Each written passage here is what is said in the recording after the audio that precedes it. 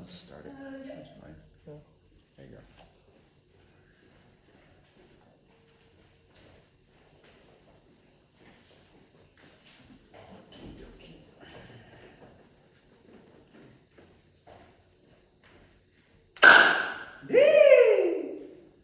Subject, just the way Nalanda debated, it follows that it is not, because there is no definition of mind wandering. The reason is not established. So it follows that there is a definition of mind wandering. I accept. Posit that definition. Mind wandering is a process that occurs when a human being has thoughts, but these thoughts are not, there's not a conscious decision to think these thoughts. They're involuntary. So you would say that mind wandering basically is involuntary thoughts. Is that correct? I accept. Okay, so it follows that, for example, a single involuntary thought. Take this up. Single involuntary thought. Is it mind wandering? Accept. Yes. So basically, mind wandering is synonymous with a wandering thought. Accept. Okay. So it follows that a person has a time when they do not have any involuntary thoughts. Why?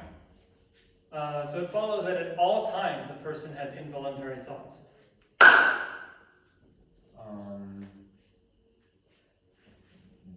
Why?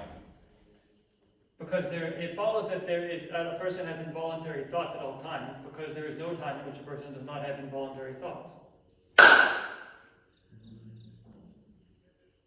Well, it depends on the person. Okay, so let's take the subject. Let's take the subject, Michael. All right. Let's say, is there a time when Michael, it follows that there is a time when Michael does not have involuntary thoughts.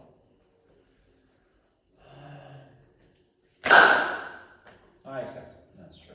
Okay, so it follows that the time that Michael does not have involuntary thoughts can occur during waking consciousness. I accept. Okay. So it follows that Michael can have voluntary thoughts. For example, Michael can be thinking about his plans for tomorrow voluntarily. I accept. So it follows that there is no definition of a voluntary thought. Why? So it follows that the definition of a voluntary thought. Accept. Posit the definition of a voluntary thought. A voluntary thought is a thought which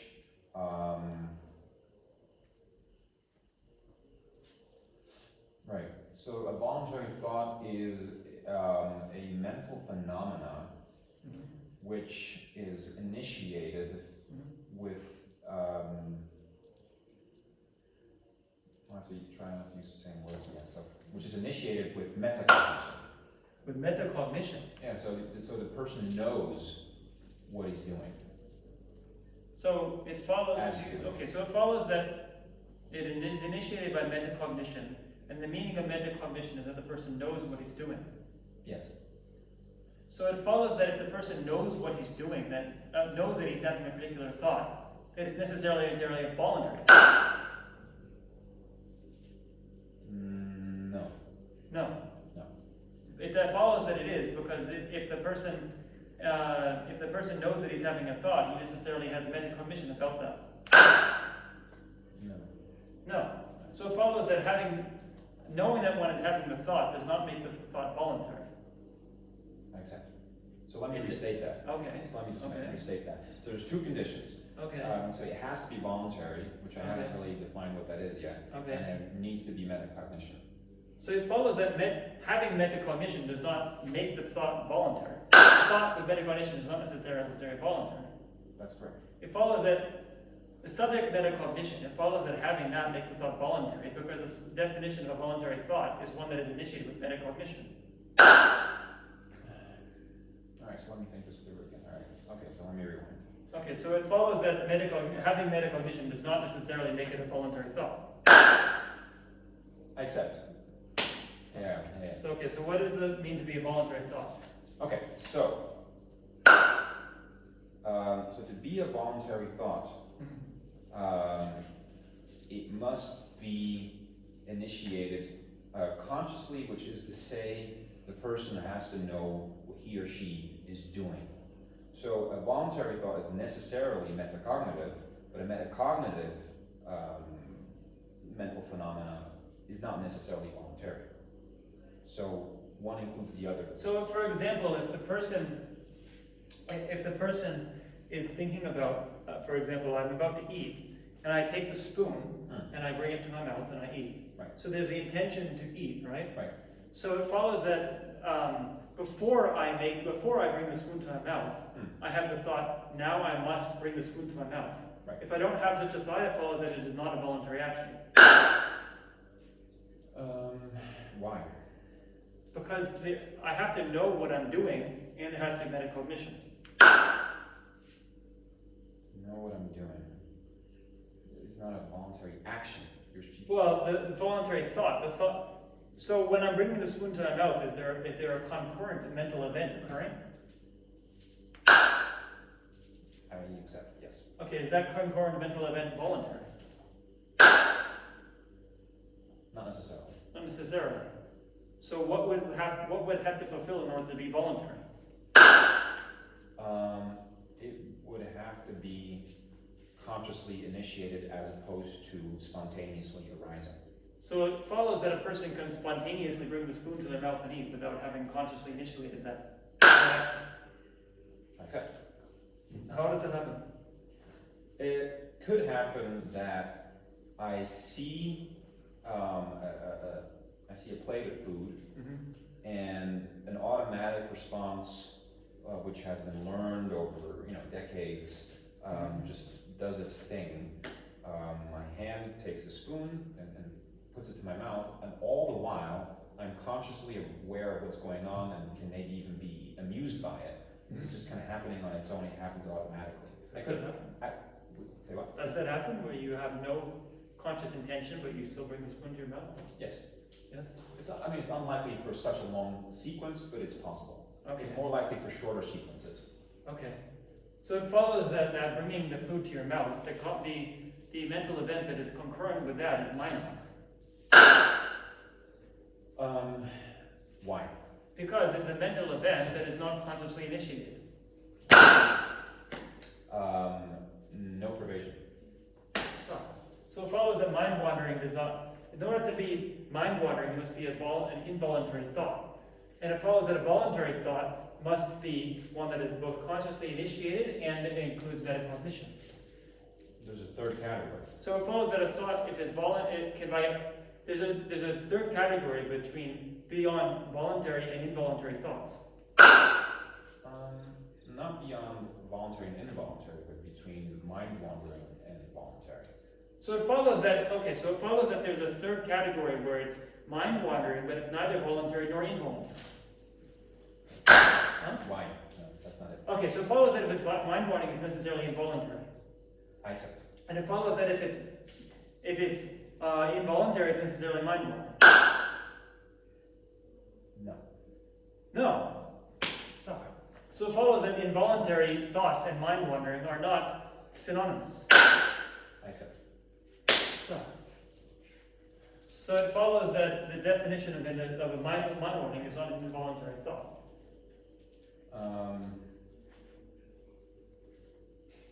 I accept. So what does it mean to be a mind wanderer?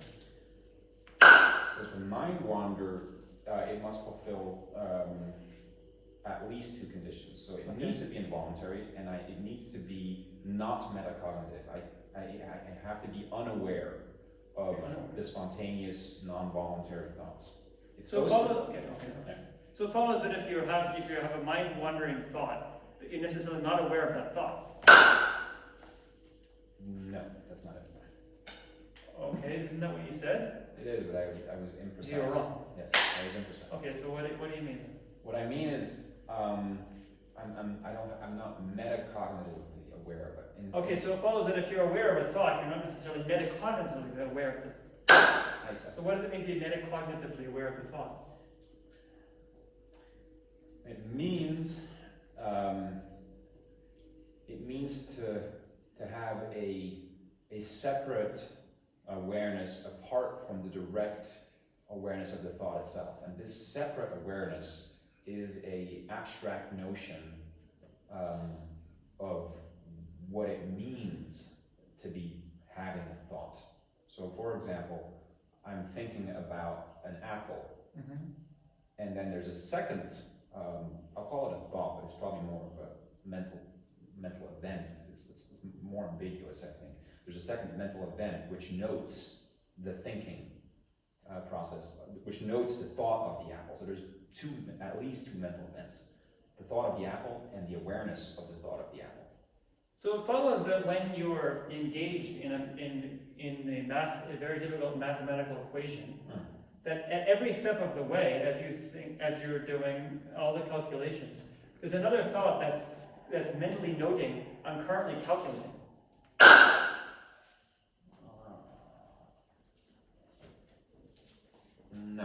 No, so it follows that your calculation is mindless.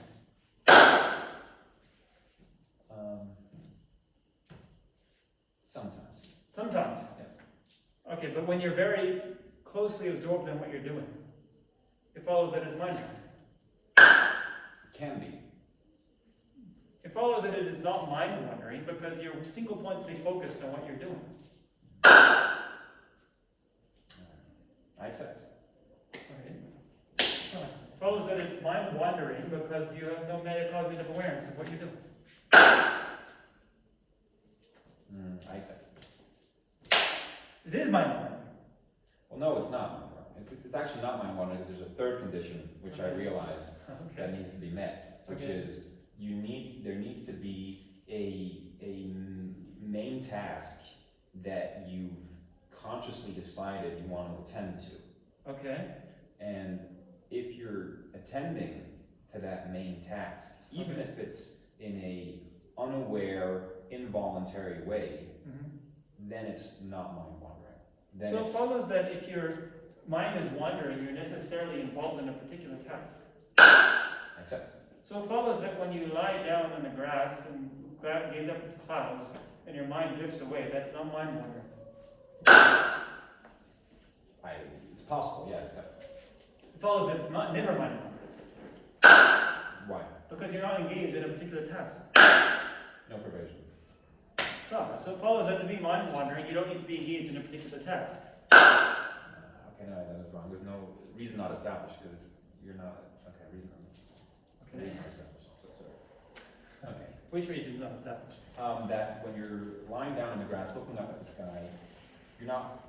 You maybe your task is to think about what the clouds look like. Maybe that's your task. What if you're not thinking about anything? What if you're just sitting there and your mind is drifting and you're kind of half thinking about what you did yesterday? Or half thinking about something that happened last year?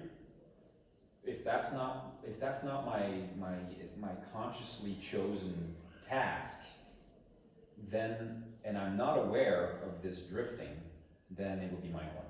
So it follows that in order for it to be mind-wandering, you have to be not aware of the drifting. I accept. So it follows that if it's mind-wandering, you're necessarily not aware of it. I accept. So it follows that it's not the case that you can be aware of it, but you can't have metacognition.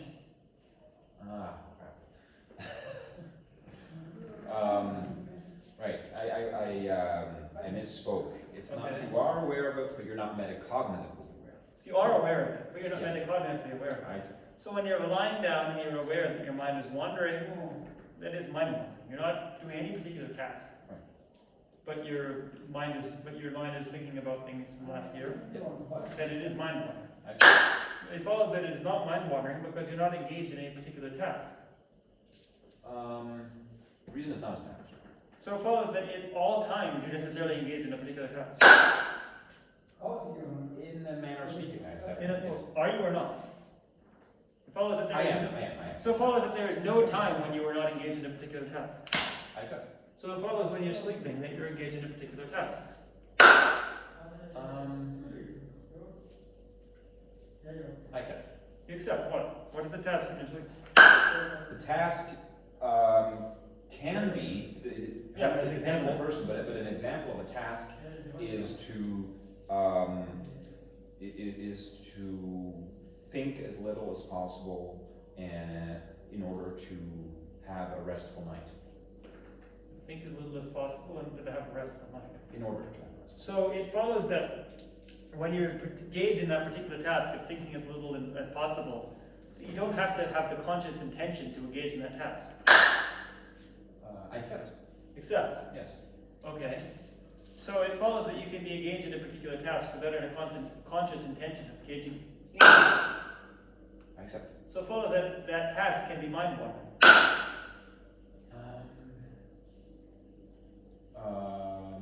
Why? Because you're not consciously intending to do it, because you have awareness of what's happening, but you have no metacognition. No pervasion. Okay, so why is it not mind-wandering?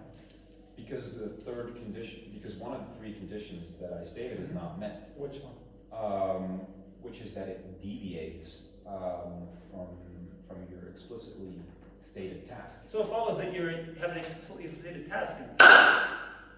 I accept. It follows that you do not have an explicitly stated task, but you have no conscious intention. Because you have no conscious intention. No pervasion. So it follows that in order to have an explicitly stated task, you need not have conscious intention.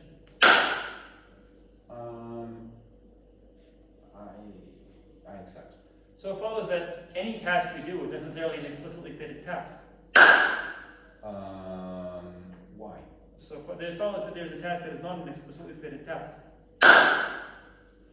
I accept. So it's positive. Mind wandering. Mind wandering is not an explicitly stated task.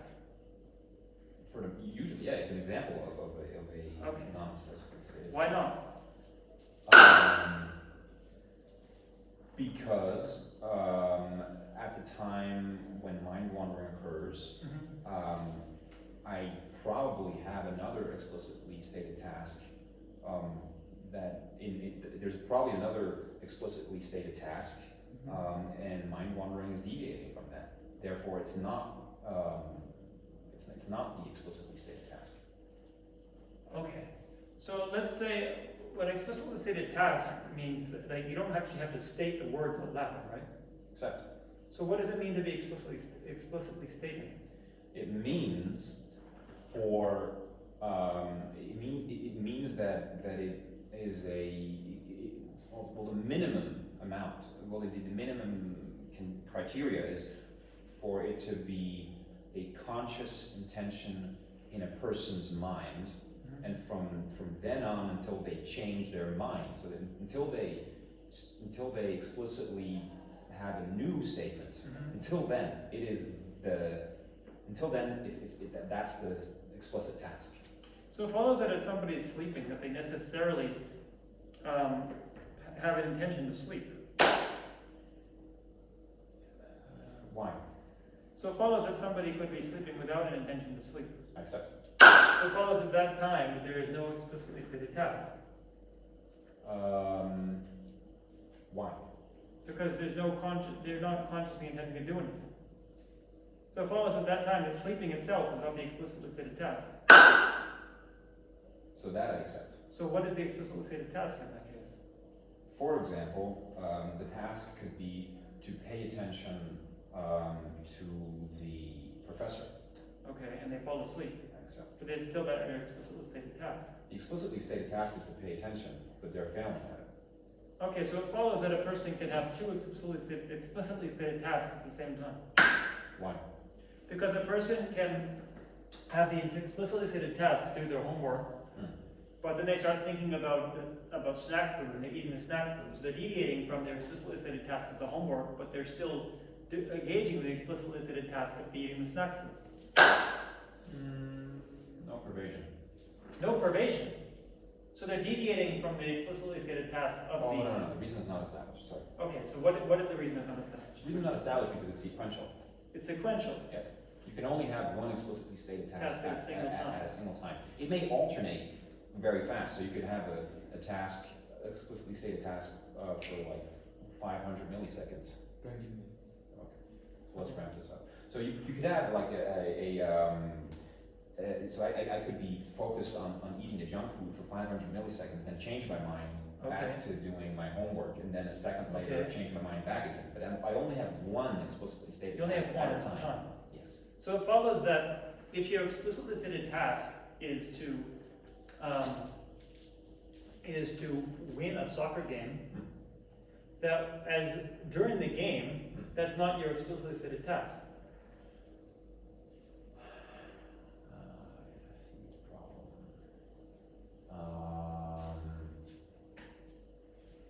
Why? Because your explicitly stated task might be to dribble the ball, to kick the ball, to attack the defender, or whatever. At that time, then your explicitly stated task is not to win the game.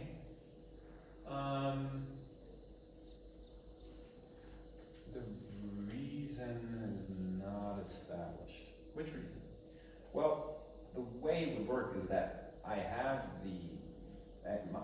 my explicit goal. It's easier to call it a goal, but in this context they're equivalent. So it's easier to talk about a goal. My explicit goal is to win the game. Right. And then I realize that in order to win the game, Right. I have to focus on the detail. I have to set a sub goal. So so that means I realize that in order to do that, I actually have to switch my task to first, getting on the field. Okay, so let's say when you're kicking the ball, right? Okay. Is your explicitly stated task still to win the game? No. No. So At that time. At that time. So is it any time when it is your explicitly stated task to win the game, during the game? Probably. When? When I'm not actively engaged in Another task. in a demanding, I like to call it a low-level task.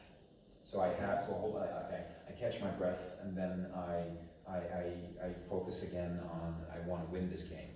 And then I think about, okay, so how do I win this game? What do I need to do? Okay. And then I go back into the details. Okay, so you're only thinking, you have to be consciously thinking, I want to win the game. I accept that consciously thinking, it could be a very short thought. It could be a very short and concise mental event. Thought Right. sounds like a whole sentence. It could be like 100 milliseconds even. It can be very short. Okay, but you can only have one at a time. Okay, so, for example, it follows, well, maybe we should stop. Yeah. All right. Cool. Okay. Great. Wow, great. Thanks. 25 minutes. This is what I like about debates. Like, Well, my debate, I felt pretty good about my definition, and